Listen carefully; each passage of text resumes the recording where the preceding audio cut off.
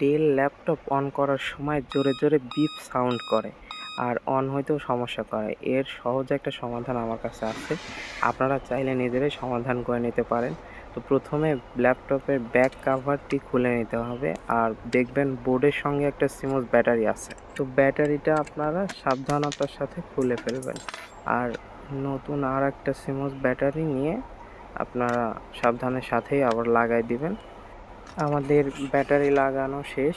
তো এখন আমরা আবার ল্যাপটপটা আগের মতো রেখে অন করে দেখব যে আগের সমস্যাটা আছে কি না। তো অন করা যাক ল্যাপটপটা। দেখেন অন করার পরে কিন্তু দেখা যাচ্ছে যে এখন আর অন হওয়ার সময় সেই আগের মতো বিপ সাউন্ডটা কিন্তু আর করতেছে না। এখন সাধারণভাবে আপনার পাওয়ার বাটন চাপ দেওয়ার সাথে সাথেই বিপ সাউন্ডটা না করেই কিন্তু ল্যাপটপ খুব সহজেই কিন্তু ওপেন হয়ে যাচ্ছে।